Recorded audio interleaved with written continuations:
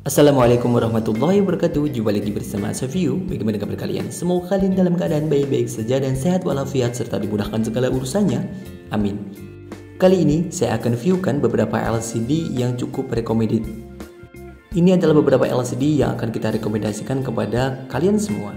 Dari LCD-nya Kyodai, Haystone, Butterpath, LF, N8, dan GME, serta diikuti oleh LCD Vidic, dan juga ada LCD Bose di sini.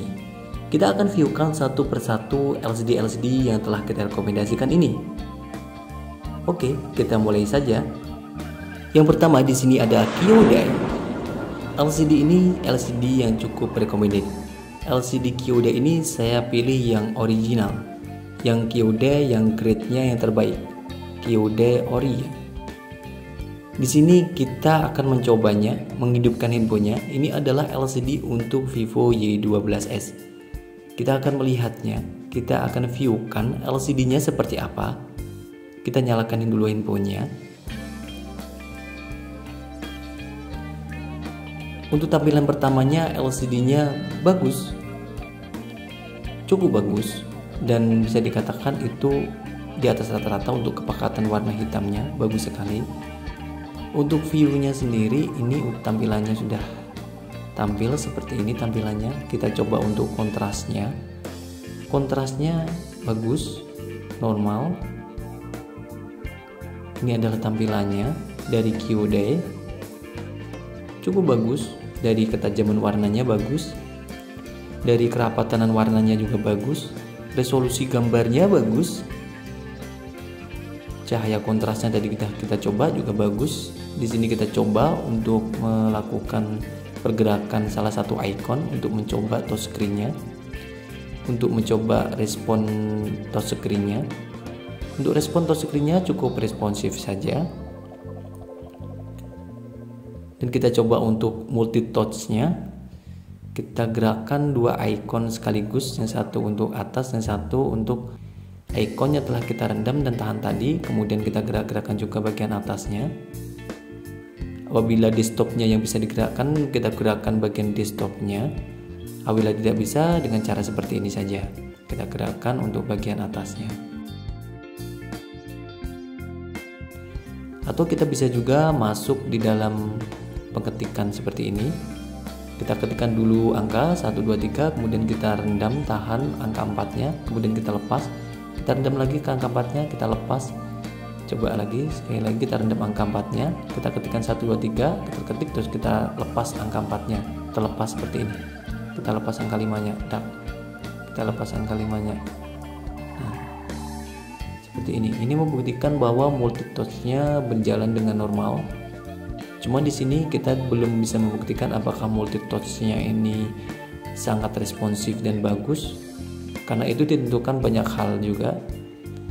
Tapi di sini kalau ingin mencobanya ya kita coba untuk main game sebenarnya untuk menentukan bahwa multi touch-nya ini benar-benar optimal. Tapi di sini saya mencoba sebisanya saja.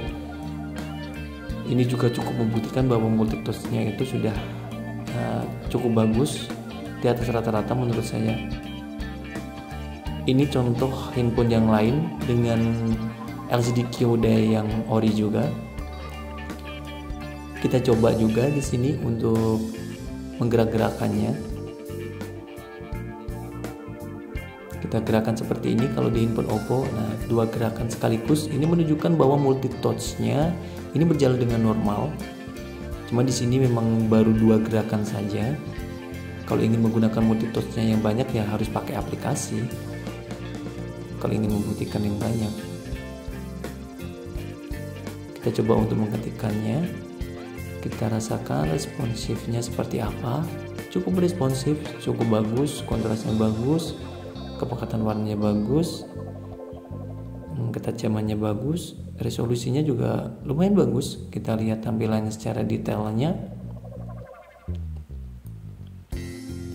Di sini memang Kyodai yang ori atau Kyodai yang grade-nya terbaik. Mungkin Kyodai ada dua jenis, yaitu Kyodai yang standar biasa dengan Kyodai yang ori atau grade-nya yang terbaik. Kita pilih Kyodai yang ori saja.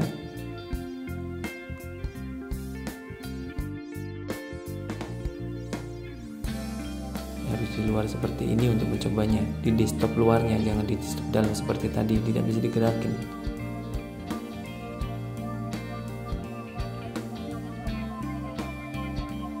Ini adalah dua gerakan juga seperti ini.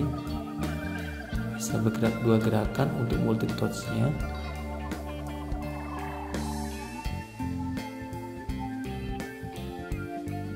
Oke, cukup sudah untuk Kyodai. Kita lanjutkan yang kedua, yaitu yang kedua kita menggunakan Butterpad.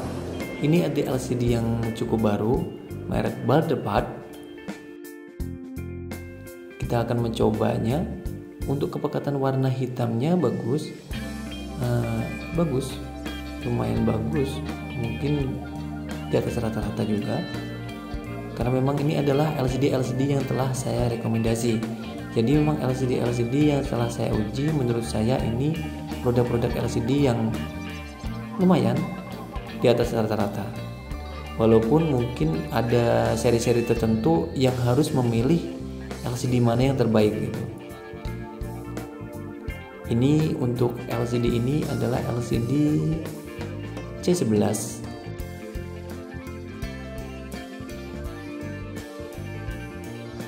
Kita coba untuk multi touch-nya seperti tadi, sama juga seperti tadi, kita gerak-gerakan seperti tadi. Kita rendam, kita tahan ikonnya, dan kita gerak-gerakan seperti ini untuk mencoba multi touch-nya. Ini adalah dua gerakan sekaligus, berarti multi touch-nya ini berjalan dengan baik. Ini adalah Butterpad juga kita pilih yang grade yang terbaik saja. Ini juga contoh Butterpad untuk handphone Vivo. Kita lihat warnanya. Untuk kerapatan warna hitamnya bagus. Untuk ketajaman warnanya juga bagus. Untuk kecepatan responnya juga bagus. Ini touchscreen-nya. Resolusinya gambar juga lumayan bagus. Cukup responsif aja untuk sebuah touchscreen ya. Multi touch-nya seperti tadi kita coba, kita rendam angka 4-nya, kita lepas, kita rendam angka 5-nya, kemudian kita lepas, tampil seperti ini untuk membuktikan multi touch-nya berjalan dengan baik. 1, 2, 3, 4-nya kita lepas, masih bisa lepas, kita rendam angka 5-nya, kita ketikkan juga terlihat pengetikan, kemudian kita lepas muncul. Dan ini secara detail untuk ketajaman warnanya, untuk kerapatan warnanya atau resolusi gambarnya kita bisa perhatikan di sini. Menurut saya ini lumayan bagus.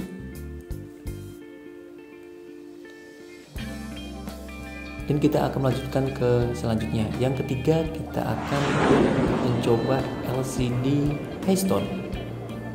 Ini adalah LCD Haystone. Kita akan mencoba LCD Haystone ini. LCD Haystone ini juga ada yang ori, ada juga yang standar juga. Kita pilih LCD yang terbaik saja, LCD yang ori. Ini untuk handphonenya ini adalah Oppo A5s. Kita lihat tampilan pertamanya cukup bagus. Tampilan keluar Oppo-nya bagus, kepekatan warna hitamnya juga bagus. Ketika tampil gambarnya ini, untuk cahayanya sendiri ini nampak kurang optimal. Cuman untuk kerapatan warnanya, untuk ketajaman warnanya bagus. Apakah kita pasang di LCD tertentu menyebabkan kontras cahayanya ini kurang. Tapi ini juga udah lumayan recommended ya menurut saya. Karena mungkin di seri-seri tertentu tidak bisa optimal. Apakah ini benar-benar A5s atau A7? Tapi untuk yang lainnya cukup bagus. Touchscreen-nya juga bagus. Ini kita coba untuk multi touch-nya. Ini cukup responsif juga. Cukup cepat ya. Itu flash rate-nya.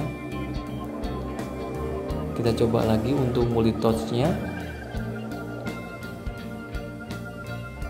Kita lakukan seperti tadi, kita lepas angka 4-nya, kita rendam angka 5-nya atau 7-nya, kemudian kita lepas seperti tadi sebelum-sebelumnya. Cukup bagus. Mungkin di sini cahayanya, apakah di sini itu mungkin ini apa itu hemat baterai, modus hemat baterai juga bisa juga. Saya lupa untuk menonaktifkan hemat baterainya, karena saya nemuin beberapa kali ternyata handphone itu masuk pada modus hemat baterai, karena kita masuk dalam mode hemat baterai itu menyebabkan kontrasnya kurang optimal. Kita coba untuk handphone yang lain. Ini juga LCD Heston, kita menggunakan handphone yang lain. Ini tampilannya lebih jelas. Ini warnanya agak kuning seperti ini karena masuk mode kenyamanan mata ini. Kita coba perhatikan warnanya, cukup bagus. Kita coba perhatikan resolusinya, kerapatan gambarnya bagus, kepekatan warna hitamnya juga lumayan bagus. Di sini kita akan mencoba untuk touch screen-nya. Kita coba menggeser-gesernya seperti tadi juga. Kita gerakkan dua gerakan sekaligus, satu merendam ikonnya, satu menggerakkannya, nampak tergerak semua. Dan ini kita coba kontrasnya juga berjalan dengan normal. Kita coba lagi untuk menggerakkan ikonnya serta menggerakkan desktopnya sekaligus untuk menunjukkan multitouch-nya berjalan dengan normal. Cukup recommended, sesuai dengan harganya juga. Untuk multitouch-nya seperti ini bagus juga. Tadi kita udah mencobanya berulang kali. Memang LCD ini adalah LCD yang saya rekomendasikan semuanya. Tapi untuk beberapa seri mungkin lebih baik menggunakan merek tertentu. Misalnya seri yang ini bagus untuk merek yang ini, tapi belum tentu juga seri yang lain juga masuk menggunakan merek yang ini. Atau bisa dikatakan lebih optimal lagi apabila menggunakan merek yang lain misalnya saja. Dan kita lanjutkan LCD yang berikutnya. Yang keempat, kita lanjutkan yang berikutnya. Kita menggunakan LCD LF. LCD ini sering sekali saya pakai. LCD LF untuk ketajamannya sudah terbukti, untuk kerapatan warnanya sudah terbukti. Ini adalah handphone Y12. Kita coba seperti ini tampilannya. Untuk resolusinya bagus, kerapatan warna bagus, kerapatan warna hitam atau ketajaman warnanya juga bagus. Kita bisa perhatikan seperti ini. Kita coba untuk respon setiap angka atau hurufnya. Untuk touch screen-nya cukup responsif. Bagaimana dengan multitouch-nya? Nah, kita coba untuk responsifnya, dan ini multitouch-nya. Kita akan mencobanya menggerak-gerakkan salah satu ikon, setelah kita gerak-gerakkan untuk bagian desktopnya. Ini adalah dua gerakan sekaligus menunjukkan multitouch-nya ini berjalan dengan normal dan bagus juga.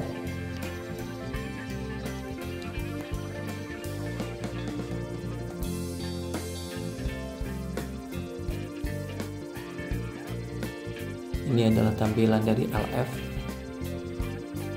Menurut saya ini cukup recommended. LF ini sangat bagus menurut saya. Saya sering memakainya. LCD ini biasanya lebih unggul di seri-seri handphone Samsung, Xiaomi. Dan ini juga kita coba untuk multitouch-nya. Kita rendam angka 5-nya, kita lepas. Kita rendam angka 6-nya, kita lepas. Multitouch-nya berjalan dengan normal. Untuk mencoba responsifnya, flash rate-nya cukup bagus juga.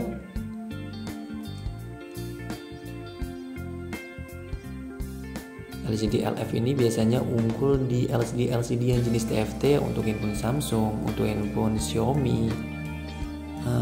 Itu dia lebih optimal keunggulannya. Sambil menunggu, saya ingatkan teman-teman untuk membantu menekan tombol like dan subscribe-nya. Apabila sudah, terima kasih, semoga dimudahkan segala urusannya. Apabila belum, juga terima kasih, semoga juga dimudahkan segala urusannya. Semoga juga dimudahkan dalam menekan tombol like dan subscribe-nya. Terima kasih. Dan ini adalah contoh handphone Samsung untuk LCD LF. Sangat bagus sekali. Hampir seperti originalnya menurut saya ini. Sangat bagus sekali.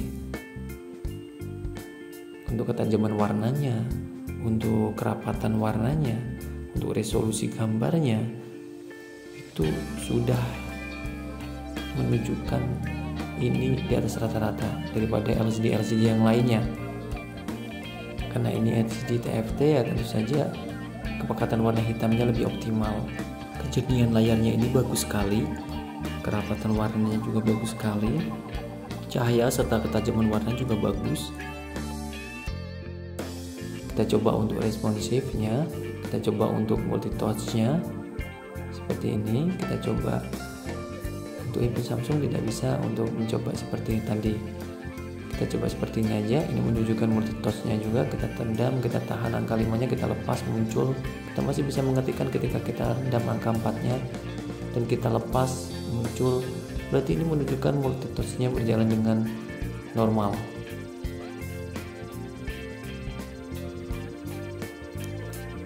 Dan kita akan melanjutkan ke LCD yang berikutnya, yaitu LCD ini adalah LCD N8. Kita akan mencoba untuk melihat kepekatan warna hitamnya cukup lumayan, cuman emang N8 ini warna birunya lebih cenderung ke biru-biruan gitu. Tapi menurut saya tidak masalah. Tapi untuk kerapatan warna, untuk resolusinya, ketajaman warnanya, LCD ini cukup optimal. Seperti ini gambarnya, ketajaman warnanya, resolusi gambarnya kita bisa memperhatikan seperti ini, cukup jelas, cukup detail, kerapatan warnanya cukup bagus.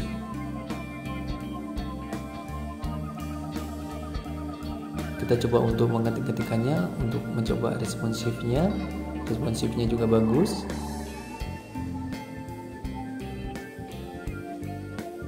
Dan kita coba untuk multitouchnya, kita gerak-gerakan ikonnya. Sambil gerak-gerakan kita bisa gerak-gerakan yang lain, kita gerak-gerakan ikon sekaligus kita menggerakkan gerakan yang lain. Itu menunjukkan multitouchnya berjalan dengan normal. Kita coba untuk mengetikkan dulu angkanya 1, kita rendam angka 4-nya, kita ketikkan 1, 2, 3, kemudian kita lepas angka 4-nya, kita ketikkan lagi angka 5-nya, kita lepas lagi, kita rendam angka 6-nya, kita lepas. Seperti ini harus muncul seperti itu. Itu menunjukkan multitouchnya berjalan dengan normal. Kita coba untuk responsif seperti ini tampilannya untuk N8. Menurut saya ini tampilannya cukup bagus, jernih. Untuk handphonenya sendiri adalah handphone Y12 ini.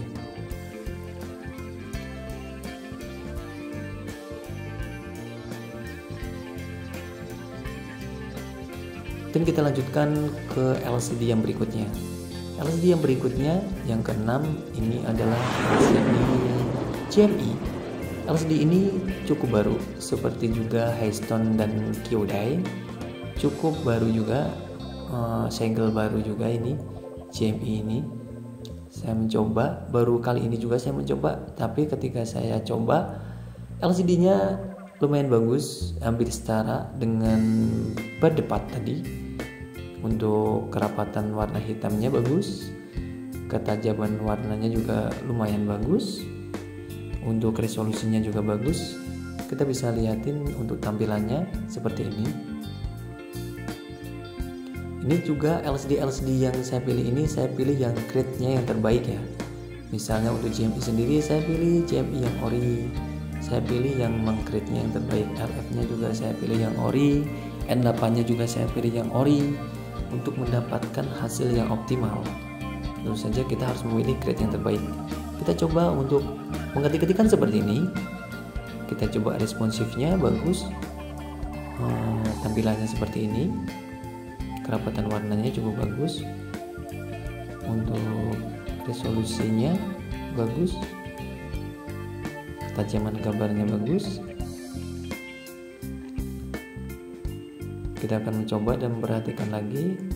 Kita bisa memperhatikan seperti ini tampilannya.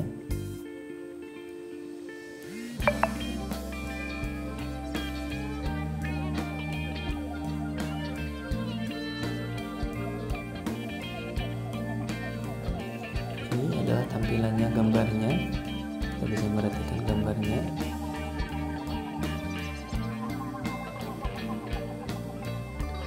Kita akan mencoba multi touch-nya, kita gerak-gerakan. Kita coba gerakannya cukup responsif dan multi touch-nya juga bisa berjalan dengan normal. Di sini memang saya mencobanya itu sekedarnya saja untuk multi touch-nya. Jika ingin optimal dalam mencoba, maka menggunakan aplikasi multi touch. Apabila ingin mendapatkan lebih optimal lagi, ya kita harus memasangnya dan kita pakai untuk bermain game, untuk melihat hasilnya seperti apa. Apakah benar-benar LCD yang dipasang itu berjalan dengan bagus untuk touchscreen-nya.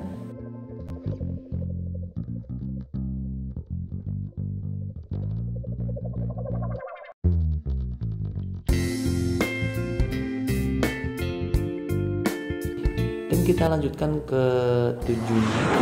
Ini adalah LCD yang ke-7, ini adalah LCD VDIC.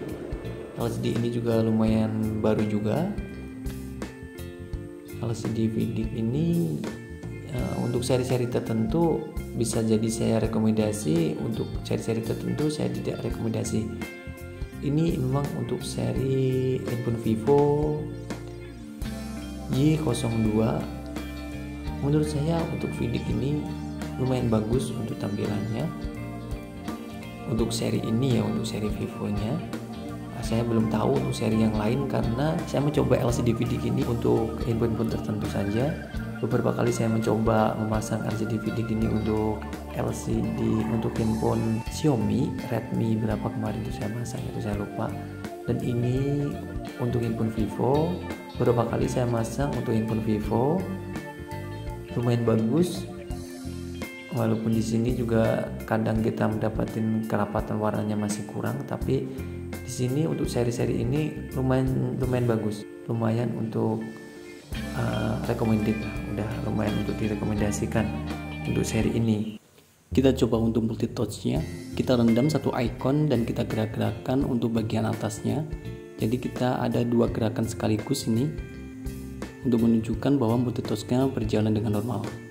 Kita coba juga untuk bagian pengetikannya, kita ketikkan dulu, kita rendam angka 4-nya, kemudian kita lepaskan, kita rendam angka 5-nya, kita ketikkan dan kita lepaskan. Masih seperti ini, menunjukkan multi touch-nya berjalan dengan normal. Dan kita coba kontrasnya normal, resolusinya juga lumayan bagus. Kita lanjutkan yang ke-8, kita menggunakan LCD box. LCD ini cukup baru juga, mungkin cycle baru ya. Seperti halnya tadi juga Butterpad atau LCD yang tadi itu sebelumnya, LCD yang lain. LCD box ini cukup baru, saya baru mencobanya juga. Tapi ini untuk kontras LCD-nya, untuk ketajaman warnanya lumayan bagus, resolusi gambarnya bagus, kerapatan warna hitamnya tadi juga bagus, ketajaman warnanya bagus. Untuk touchscreen-nya juga cukup responsif. Kita akan mencoba untuk multi touch-nya seperti ini, lumayan bagus. Ini adalah seri Y12.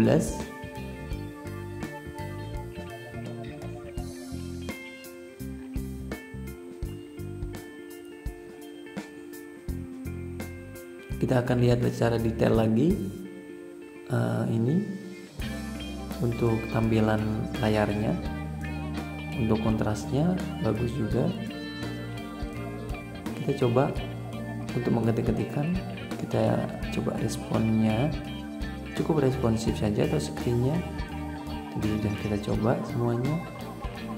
Kita lanjutkan lagi untuk mencobanya.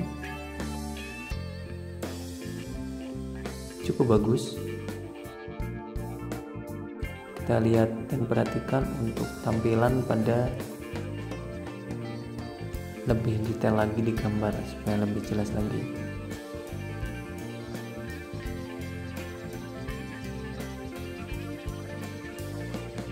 Kita lihat tampilannya seperti ini.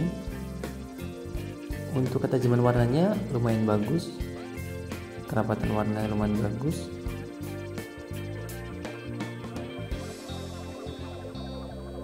Seperti itulah LCD yang telah saya viewkan tadi.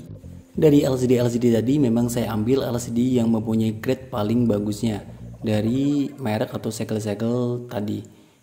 baik dari Bosch, Vidic, JMI, N8 atau LF dan lainnya, kita menggunakan grade yang terbaik. Biasanya sang penjual akan memberikan grade dengan menyebutkan grade terbaik atau ori. Yang pasti kita akan memilih grade yang paling unggul di dalam produk mereka. Mungkin untuk satu seri saya rekomendasikannya dengan produk tertentu, belum tentu juga seri tertentu itu kita rekomendasikan dengan produk yang sama. Bisa jadi saya rekomendasikan produk-produk yang berbeda juga. Mungkin masih banyak juga LCD yang lain yang belum saya rekomendasikan di sini, yang ternyata LCD itu atau segel itu juga mempunyai kualitas yang di atas rata-rata. Mungkin lain kali bisa saya viewkan untuk LCD yang lain. Di sini secukupnya saja, saya cuma mampu sebisa mungkin memberikan yang terbaik sesuai dengan apa yang saya ketahui. Apabila ada salah kata atau salah bicara atau sesuatu yang salah dalam merekomendasikan atau salah dalam pengucapan, saya mohon maaf. Semoga bisa bermanfaat, bisa membantu teman-teman yang ingin mengganti LCD-nya. Cukup sekian, semoga bermanfaat. Wassalamualaikum warahmatullahi wabarakatuh.